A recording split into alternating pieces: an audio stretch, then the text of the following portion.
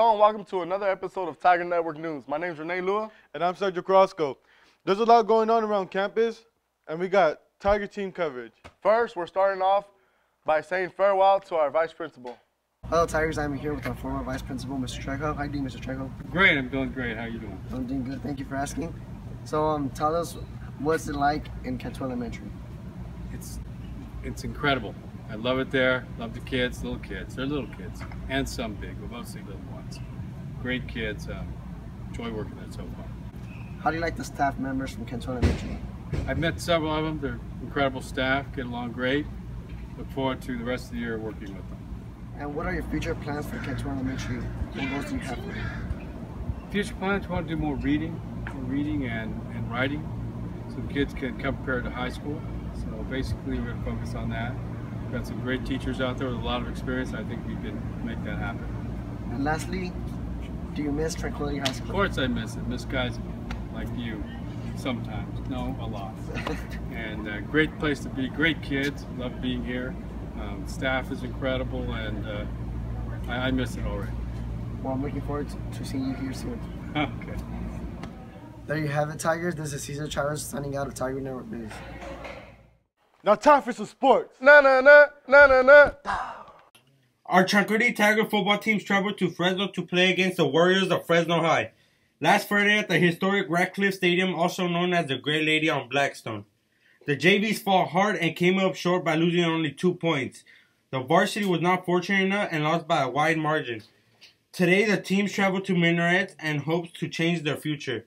I'm Mauricio Chavez for Tiger Network News, and we'll see you later.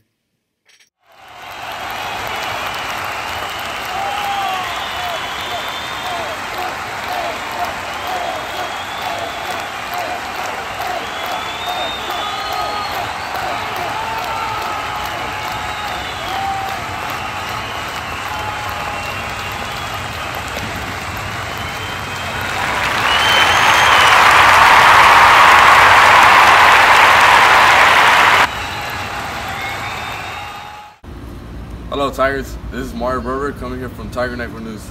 We're here with the varsity quarterback, Carlos Nares. Hi Carlos, how are you doing? Good, and you? Good. We're coming here talking about the new varsity jerseys. Carlos, how do you feel about these new jerseys?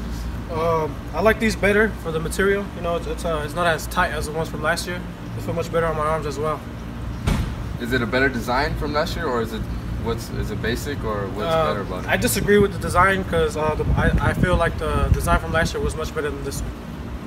Which jersey do you like more, the home or the away jersey? Well, I haven't really seen the home jersey, so I have to say away. All right, Carlos. Well, there we have it, Tigers.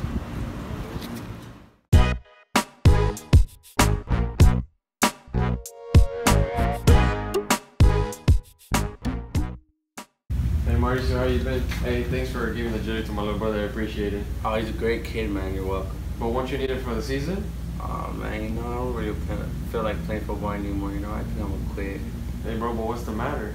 Oh, I'm good, man, you know. Bro, I know there's something wrong. You gotta tell me what's wrong. I don't know, I'm just depressed. I think I'm going to kill myself. Bro, you don't gotta feel like that. Let's go talk to the counselor and look here. Here's a number for suicide hotline. No, bro, it's all right.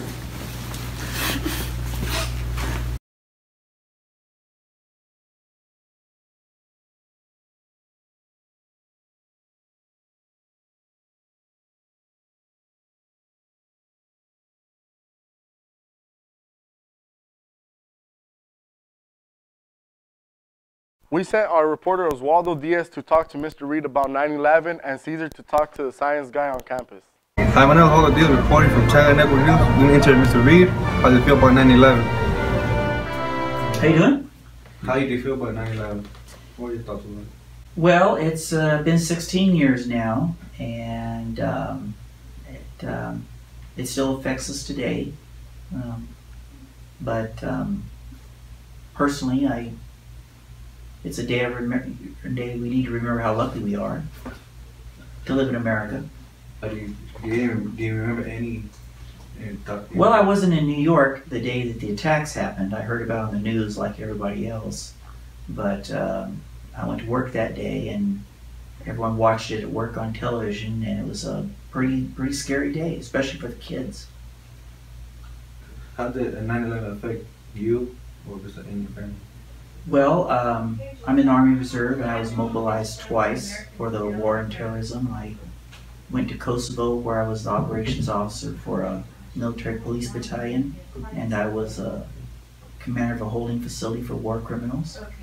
And then I was mobilized and I went to Iraq in 2009, and I worked in the Provost Marshal's office, military police, and I spent 2 years away from my family because of 9/11. My pleasure.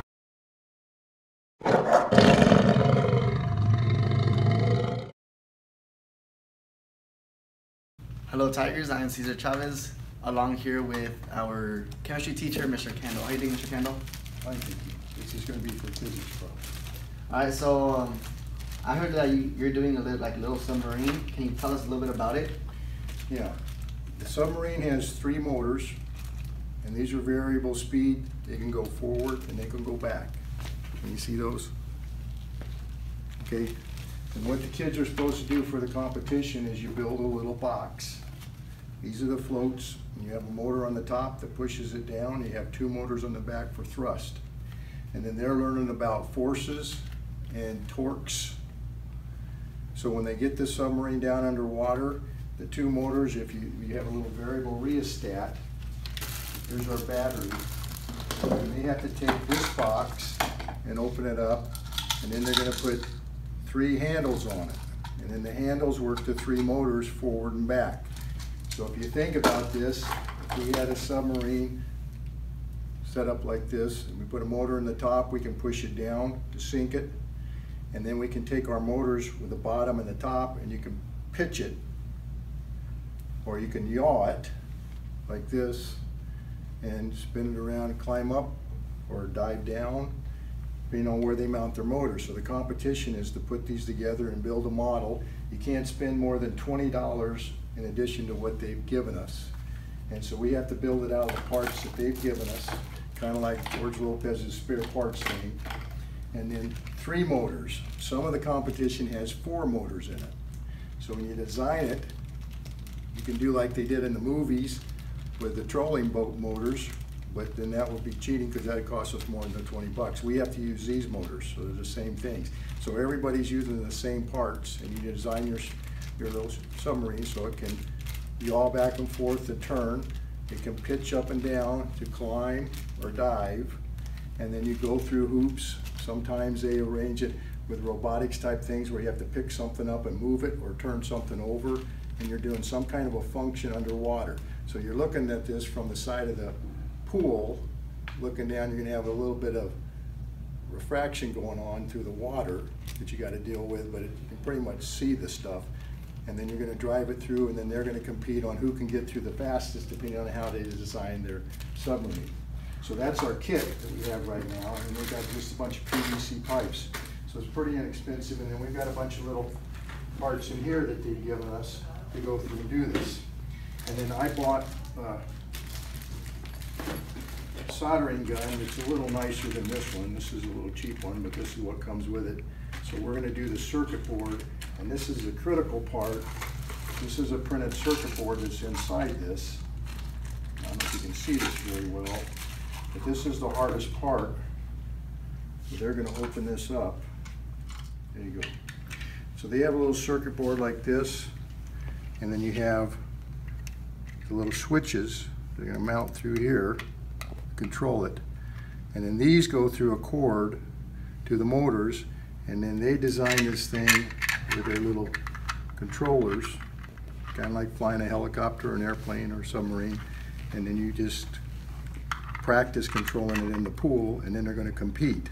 So this is the hardest part with these, to solder them into this circuit board and then not screw it up and put solder over 2 or 3 of those terminals. So you need a real fine tip soldering gun, which is what this one is. Okay, so you're going to go through and then try to solder these into here and then not get the solder on the other terminals.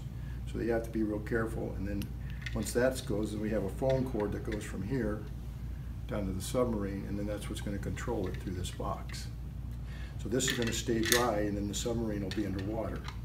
So the kids get to learn a little bit of a lot of electronics, and then they get to learn about forces and pitch and roll and yaw, and then design this thing for fun. So that's what it looks like. And then the Navy's doing this primarily because we used to be pretty good with math and science majors, but right now, I think we're like 17 in the world. Most countries are sending people to us to get trained, and then they go back to their country, and you know that most of our parts are made overseas.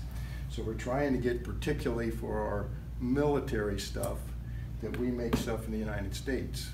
So we're trying to get kids like you guys interested in engineering, so you major in that and you stay here and you get a job. And we build it here in the United States rather than building it overseas. Okay? So that's the main objective. So the military's interested in it because we would much rather buy from us than from another country we're competing against. Does that make sense? Perfect. Thank you, Mr. Kendall. Have a very nice day. You too. Thanks.